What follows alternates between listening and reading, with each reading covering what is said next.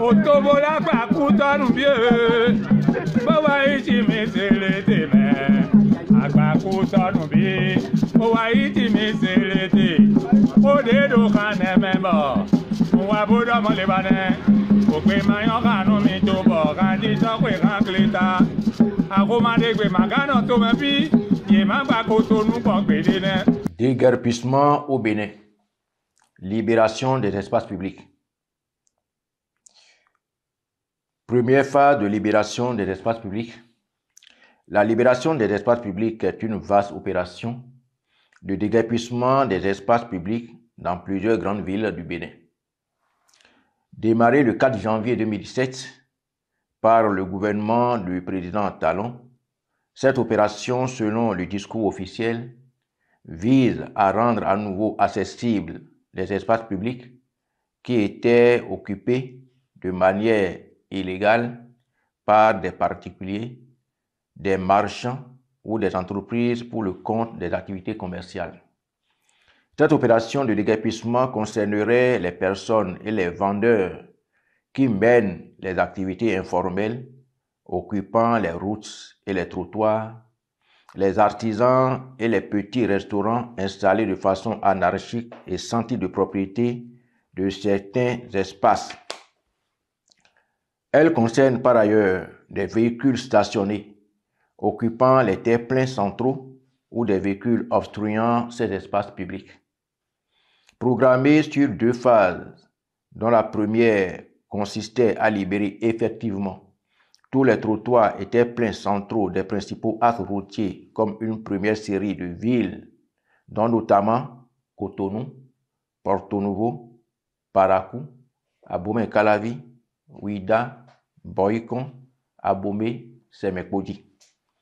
Quant à la seconde phase, elle prend en compte le reste du domaine public, trottoirs et terre-pleins centraux des autres axes urbains, espaces publics entre trottoirs et alignement des propriétés de toutes les voies primaires et secondaires urbaines, tout espace public naturel. Le mercredi 4 janvier 2017 à Cotonou, l'opération de libération des espaces publics a débuté par l'assaut des bulldozers avec un fort détachement militaire sous la supervision du préfet du littoral, Modeste Toboula. Démarrée sur l'axe Ouého-Fidjrosé, l'opération s'est poursuivie sur plusieurs mois sous la supervision du préfet par la destruction des buvettes, des cafétérias installées au bord du trottoir, démolition des maisons à étages, notamment dans les endroits considérés comme le couloir de passage de l'eau. Rien ne résiste à cette machine, munie de pelles mécaniques et accompagnée d'une horde de forces de l'ordre et de sécurité. Modeste Toboula, après 6 mois et demi de sensibilisation et d'explication, entame la phase répressive de l'opération de libération des espaces publics. Sur le tronçon quittant la barrière de Ouého jusqu'à Fidjrosé-Plage, toutes les constructions précaires ou en dur occupant l'emprise de la chaussée ont été démolies. Même les plaques d'indication et les panneaux publicitaires obstruant la visibilité sont à terre. Des images de villes clairsemées et débarrassées de toute pollution visuelle, le préfet entend aller jusqu'au bout. La fin d'année est un moment propice pour les activités commerciales en général et particulièrement chez les revendeurs artisans, dont la plupart opèrent dans l'informel et aux abords des voies.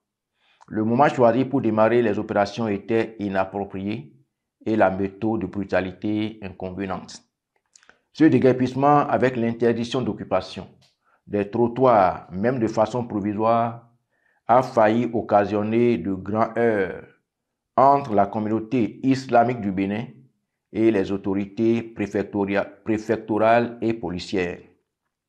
J'ai encore en mémoire les scènes de protestation devant les mosquées de Kadjehoun et de Bégamé non loin de la place Bulgarie.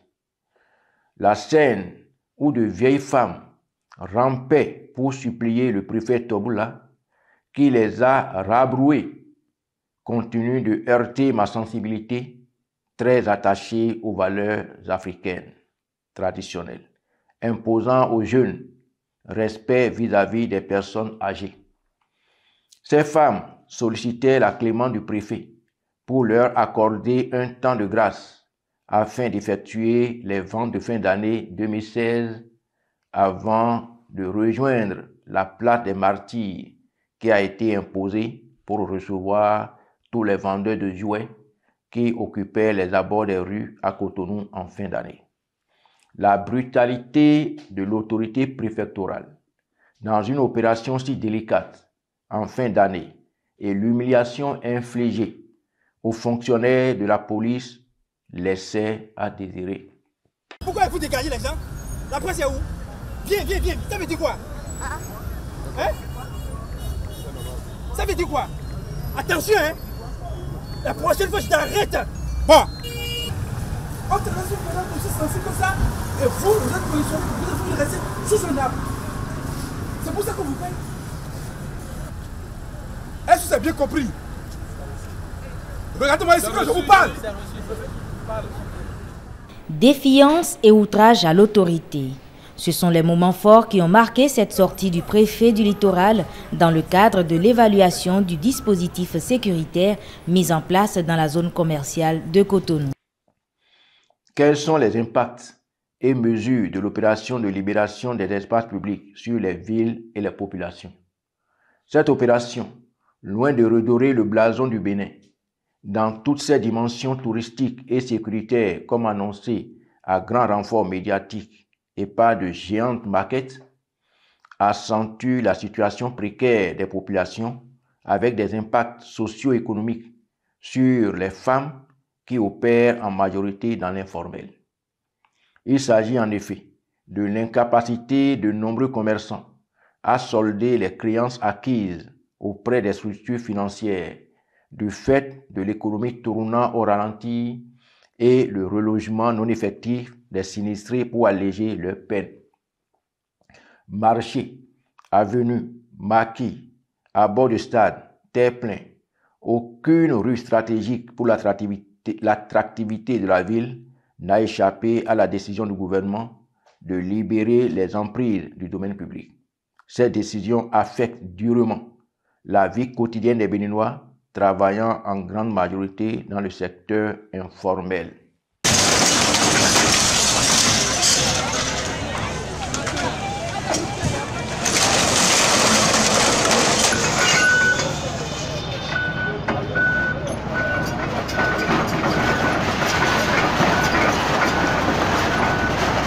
Cette opération de déguerpissement a occasionné plusieurs morts à Abomey-Calavi, par exemple, non loin de Kota, après le passage du bulldozer qui a cassé une partie d'une maison à étage au bord de la voie menant à Toba. Le vieux propriétaire qui logeait encore dans le bâtiment endommagé a été tué par des chutes de murs. Le désarroi semé par cette opération est indescriptible. Beaucoup d'enfants et adolescents ont abandonné les classes faute de moyens de survie des parents. Les bonnes dames qui prenaient en charge leur famille grâce aux petits commerces aux abords des rues ne pouvaient plus faire face aux charges familiales avec la perte de leur commerce faute de lieu d'exercice. S'il est vrai que l'urbanisation au Bénin et en Afrique noire se fait de façon anarchique sans titre de propriété, doit-on pour autant s'en prendre aux pauvres occupants dont la plupart ont des autorisations des mairies à qui ils payent des taxes et des redevances? A-t-on réfléchi au manque à gagner des communes dont le budget est essentiellement fiscal et fait de ces ressources? Ce déguerpissement est un vrai manque à gagner pour les plus pauvres qui doivent désormais installer leur étal dans des rues moins passantes et moins visibles dans un pays où la situation économique va de mal en pis. Non seulement que l'opération de déguerpissement n'a pas redoré le blason du Bénin dans toutes ses dimensions touristiques et sécuritaires comme annoncé à grand renfort médiatique, mais elle a été surtout une opération de trompe-œil et d'arnaque d'État. Contrairement au discours officiel, le constat après la première phase de l'opération, il y a une sorte d'arnaque de l'autorité. En effet, en lieu et place des jolis plans d'aménagement projetés sur des maquettes, les espaces libérés ont été pour la plupart recolonisés par des herbes, sinon occupés par les cabines de Celtis et les mini-stations de vente de produits pétroliers appartenant au clan au pouvoir. L'ancien emplacement triangulaire de la gare de taxi de Porto-Novo à Dantopa demeure à ce jour le réceptacle d'ordures et d'urine à l'air libre.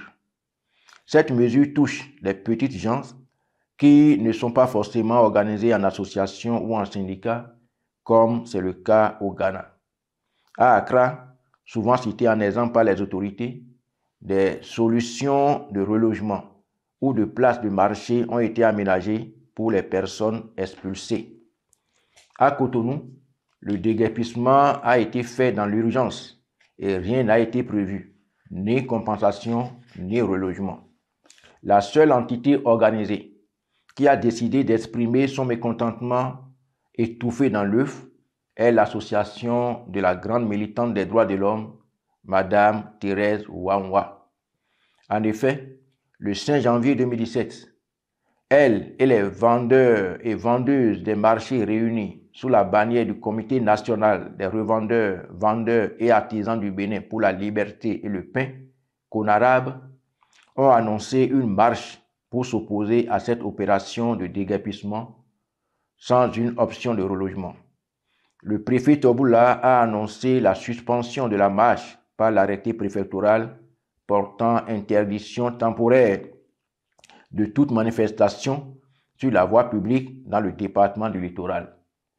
Toute manifestation de nature à drainer de foule reste interdite à compter du 2 au 31 janvier 2017, excepté le 10 janvier 2017.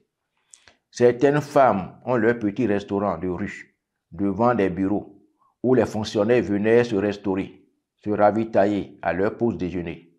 Elles ont perdu à jamais leur clientèle. Les commerçants sont ceux qui se plaignent le plus et implorent en vain la clémence du gouvernement tout en espérant qu'il y aurait un accompagnement pour les relever de cette situation. On a dit que nous sommes auprès du caniveau et on nous avait dit ça, nous avons aménagé ça. Maintenant, le préfet a dit que tout le monde, nous qui ne sommes même pas à côté, on va nous casser aussi. On va aller où? Nous sommes les femmes du marché. Nous sommes béninoises. On n'a pas de... Nous avons des enfants, les petits-fils. Tout le monde va aller à l'école. Il n'a qu'à dire à notre président, Madame Talon, Madame Claudine, c'est une femme. Il n'a qu'à dire à notre président de venir à nos secours. Nous ne pouvons pas quitter là. L'opération de déguerpissement n'a pas épargné la berge lagunaire avec son lot de malheureux parmi la population de Flakodji. Vivement que l'assainissement de la berge profite à l'économie nationale. Dekenou Unza est inconsolable. Après 15 années passées à vendre du poisson sur la berge lagunaire de Cotonou, cette mère de famille se retrouve sans rien. Ils m'ont tout pris. Je suis assise là-bas avec le peu qu'il me reste. J'habitais ici avec mes enfants et je vendais du poisson au marché de Saint-Michel de Cotonou. Après cette casse, je ne sais plus où rester. Je dors au bord des voies. Face à l'urgence, des associations de défense des pêcheurs ont engagé des actions et un important dispositif policier est en place. La situation de Flakodji est tellement préoccupante en raison des conditions de vie alarmantes des sinistrés qui vivent sous le soleil et la pluie. Ô Seigneur, notre pays n'est pourtant pas en guerre. Comment peut-on vivre dans son propre pays comme des réfugiés? Ils sont plus d'une centaine de sinistrés à être livrés à eux-mêmes après avoir tout perdu lors de l'opération de déguerpissement à Flakodji, perpétrée par le régime en place. Depuis 2019 à nos jours, ces rois n'ont plus nulle part où s'installer confortablement. pour mener aisément leur activité habituelle, la pêche, à part l'école primaire publique de Khouakodji, dans laquelle certains se sont réfugiés depuis 3 ans, où ils vivent à peine. Ici, rien ne ressemble à une vie exemplaire. Des salles de classe transformées carrément à des chambres à coucher, où des ustensiles de cuisine sont exposés. La cour de l'école sert à des toilettes et de cuisine de tout genre. Pas de latrine pour les besoins.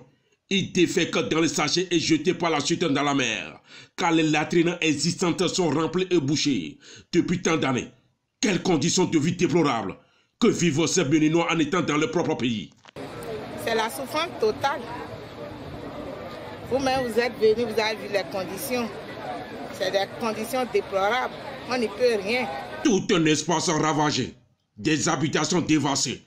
3 ans après, aucun résultat probant qui prouve jusque-là la raison de ce déguerpissement qui a laissé des enfants, des veuves et des hommes sans abri. Que retenir globalement de cette première phase de déguerpissement? Les résultats sont loin de l'ambition affichée par le gouvernement, à savoir rendre les artères jolies et touristiquement attrayantes. Après les maquettes d'aménagement de rues, aucun embellissement sauf le long de la lagune qui se trouve dans un état plus ou moins propre.